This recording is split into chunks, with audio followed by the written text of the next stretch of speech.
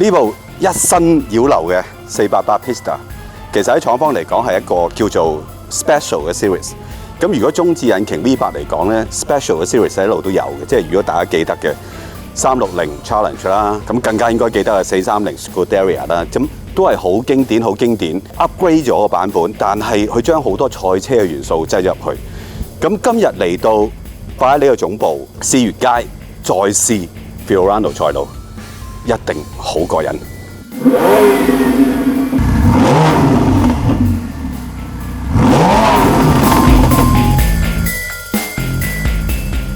Pista 最主要嘅改動有3方面嘅，咁第一就係引擎啦，當然因為佢馬力真係大咗噶嘛。咁但係佢唔係透過去改 turbo 去做嘅，咁我個 turbo 仍然都係 IHI 嘅，即係日本牌子嘅 turbo。咁我巴數都係一樣，不過加多咗一個叫做 speed sensor， 咁收集多啲關於個 turbo 嘅轉速，咁再衡量下氣溫啊、氣壓啊諸如此類咧，然後俾多啲數據個電腦去做嘢嘅，改變到個行車嘅狀況嘅。另外，引擎裏邊最主要嘅就係偷輕，同埋減少呢個引擎內部嗰個摩擦力。就咁講偷輕嘅話，呢副引擎係比 GTB 係輕咗18公斤嘅。但係廠方都講，如果單計 parts and components， 其實呢副引擎有接近50% 都係新件嚟嘅。所以喺佢哋眼中，其實呢副引擎都可以當係一副新引擎嚟嘅。咁仲有嘅改動喺引擎方面，我所知啦，用咗鎳呢一種金屬物料啦，即係呢種物料會喺賽車F1都會用嘅，又係揾嚟做排氣我所知嘅。咁 flywheel 改咗啦 ，conrod 改咗啦，主要咁嘅改動係希望呢架車做到佢哋心目中係有一種 race car 嗰種咁嘅爆發力同嗰種 response。Pista 第2樣最大嘅改動就係偷輕啦，當然，因為佢減咗90公斤都唔嘢少嘅。GTB 原本都唔係一個重嘅V8 Supercar嚟嘅，咁再減90，好多地方都係用咗碳纖啦，頭冚啦、尾成個泵把位啦，咁前面嗰個 S-Duct 啦，車廂裏邊基本上你見唔到有皮啦。偷輕係透過車身同車廂都有做嘅，咁零件上去都有做啲偷輕嘅。咁第3 part 就係、當然係 aerodynamics 嘅改動啦，一個就係提高嗰個 downforce， 但係同時間係唔希望個 drag 係會再上升嘅。咁結果佢哋係做到嘅，因為 downforce 係比 GTB 咧係增加咗20% 嘅，但係 drag 係冇乜點提升到嘅。第2個改變 aerodynamics 個原因就係希望提高翻成架車嘅 thermal management 嘅，因為架車馬力大咗，其實需要散熱嘅力量要更加大。咁佢透過呢啲 aerodynamics 嘅設計咧，令到佢嘅散熱咧做得更加好。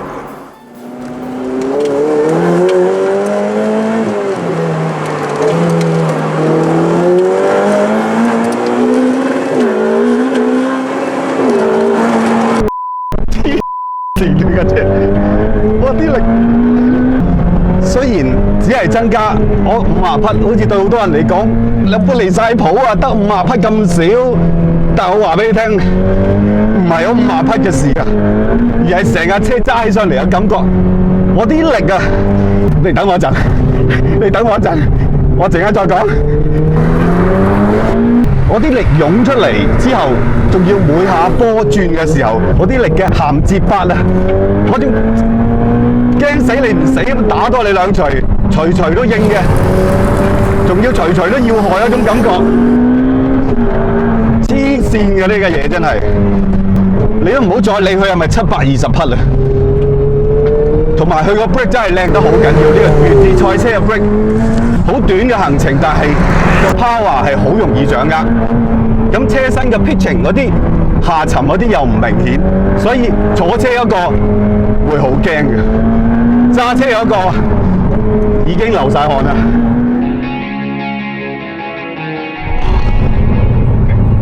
入到村都係靜一靜先。即係每下轉波咧，無論你係 break 緊、拖波，定係你 upshift， 佢嗰種 punching 嗰個效果咧，我係好少見。佢都唔係理你舒服唔舒服。但係我種力咧，我只係短短揸咗，可能我講緊係2-3公里嘅路嘅，我已經後頸成頸都係汗。仲有呢架車嗰個懸掛嘅 balance 咧，係應該係會比488 GTB 係仲加 hardcore 啲嘅。你重 brake， 嘣嘣嘣轉3個波，你唔係好感覺到個車頭係中落去，或者係車尾係升上嚟嘅。你好有信心 brake、lay brake、扭軚、入彎、俾油，每樣嘢，哇！啲信心翻晒嚟嘅直頭。我種嘅速度俾到咁嘅信心你，世間上嘅車都好少見。所以唔好再 care 嗰幾廿匹增幅，唔好理嗰720匹夠唔夠人勁啊！唔係呢樣嘢嚟啊，揸啦，要揸先知道勁㗎。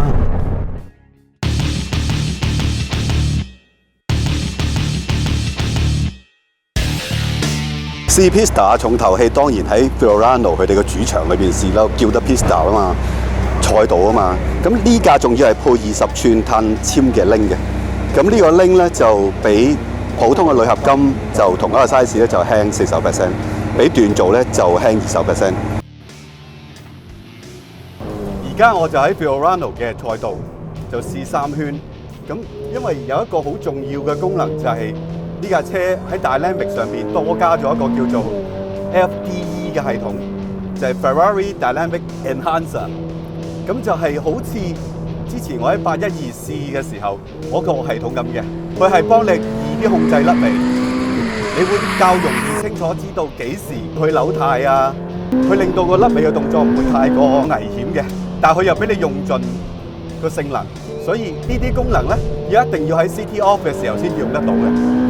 咁所以其實基本上就一定要喺賽道先用得到噶啦。咁我而家轉去 race 啦，呢個波箱真係冇得頂啊！而家試下 City Off，因為呢個彎係廠方講係比較安全，可以做到甩尾嘅。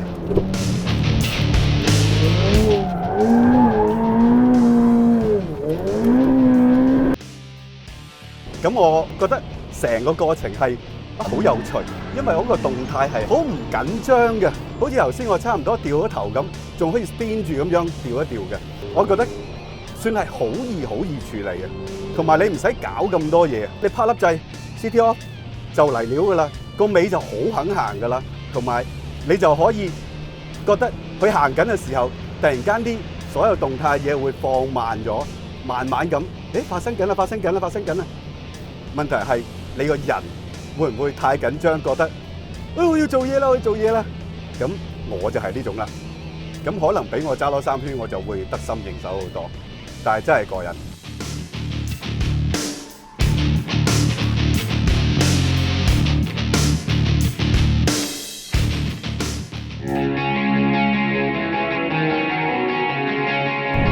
一路上喺馬路揸住呢架 Pista 咧，我一路諗一個問題：有咗 Pista， 仲有冇人買 GTB 嘅咧？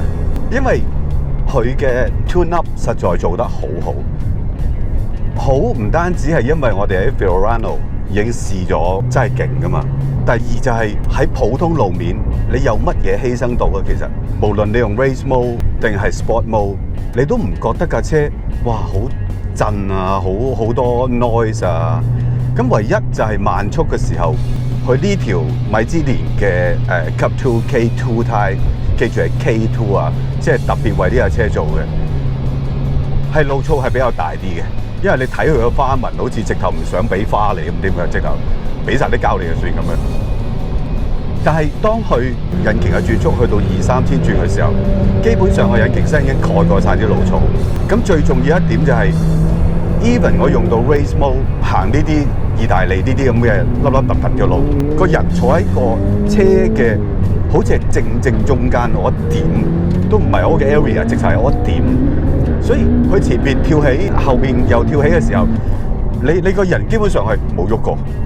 所以你唔覺得成架車係我因為多咗一啲 race car 嘅元素，而我要犧牲一啲我平時用嘅舒適啊或者容易啊，個 drivability 係好高嘅。唯一可能你覺得你見到我咁樣其實而家係綁住4點式安全帶嘅。你話哇，咁咪好唔方便？係㗎，係唔方便㗎。